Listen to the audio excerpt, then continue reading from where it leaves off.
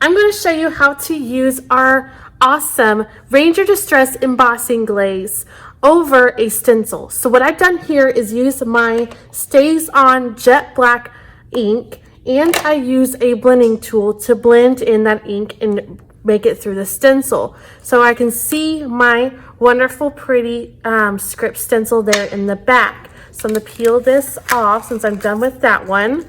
And then I'm going to take my Cobblestone Dusty Attic stencil and I'm going to put tape around it. I'm also going to place it right over so it lines up over my scripts. And I'm just putting this washi tape just so it can hold it down and I don't have too much that's coming off the page. That's pretty good. And I will take my Versamark ink pad here. And instead of using a dauber or something, I just find it easier to just flip the sucker upside down and push. This gets the maximum amount of that VersaFine ink onto the stencil. So I'm just inking it up. And you can see I'm also using my other finger to just hold it down nicely because I just kind of don't want it to move even the slightest because this is a more fragile looking stencil. It's got lots of little thin lines. So that looks like it's good. I'll put my lid on that. I'm going to quickly pull up the stencil without trying to touch anywhere where that invisible ink is. And then take this off. Then I'm going to take one of my colors. So I'm going to choose, what color is this? Cracked Pistachio. This is super cool. And I'm just going to drizzle it over where that stencil was. So I'm drizzling it over, and I'll even use my finger just to spread it out a little bit, just so I know it got everywhere.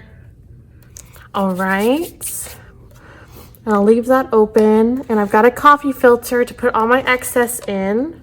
So I'll pick this up, put my coffee filter down, and I'll bend the paper slightly so that it funnels down into the coffee filter. We're gonna tap it a little bit too. We're gonna set this aside because I'm gonna use my heat gun and I don't want it to blow away. So we want it kind of far from our project. So I'll get my heat tool here. And as I heat it, it works pretty fast. I'm gonna heat it, then it's gonna dry, and then it's gonna set as a glaze. And what this embossing glaze does is as it dries, you will still be able to see my black script coming through my teal embossing glaze. So just watch this.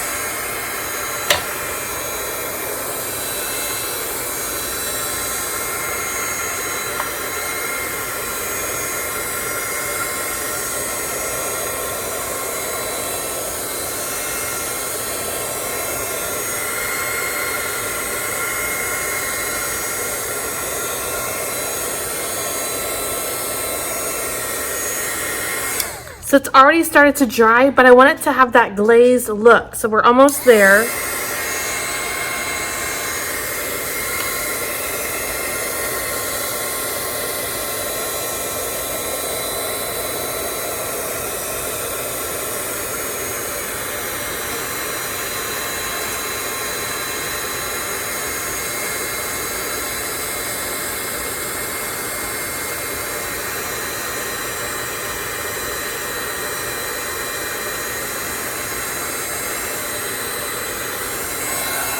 So you can start to see where this section is a little bit shinier, and I can hold it up closer to you if that helps. So this section is going to be a little bit shinier than this section because it is starting to glaze over. But what I've noticed here is that my black ink, see how it's a little faded over here where my powder is, my black ink over here has come through. So it's darkened through the embossing glaze. So that's what this Ranger embossing glaze does compared to other embossing powders. That they do have these wonderful colors that also, you can find the same colors in their Distress Oxide ink pads, also like that Fired Brick that we know of. But this is what makes it wonderful to use, and it will still let your stencil underneath come through, and you can even layer it and use different colors and even do a geometric thing. So like I even have a sample here that I have inked my background with a stencil that I had, and then I did my glaze, a darker color, I stamped with my Versamark, and then I did a dark color glaze over so you can still see some of my color come through.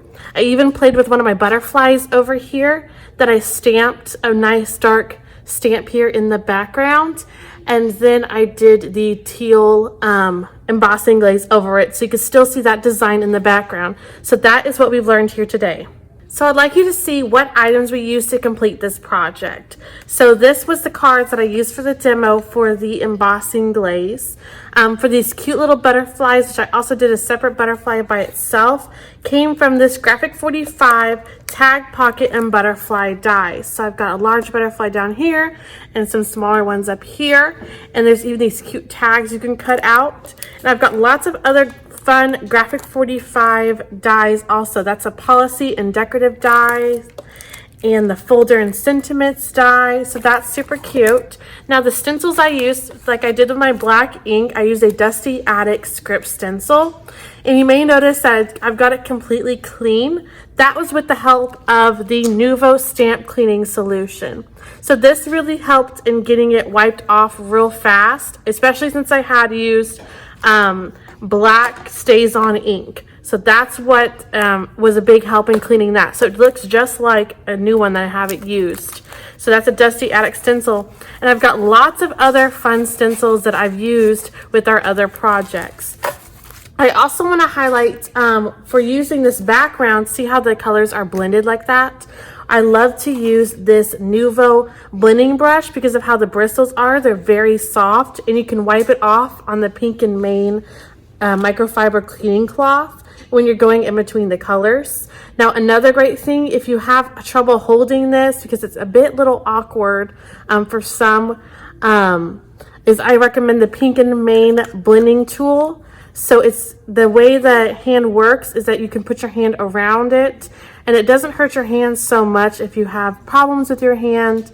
It's got a wider area to work with, and you can goes right in this cute little caddy there. It snaps in. You can also flip it up to dry, facing up, just to see if you have multiple ones. So that's a really cool tip for that.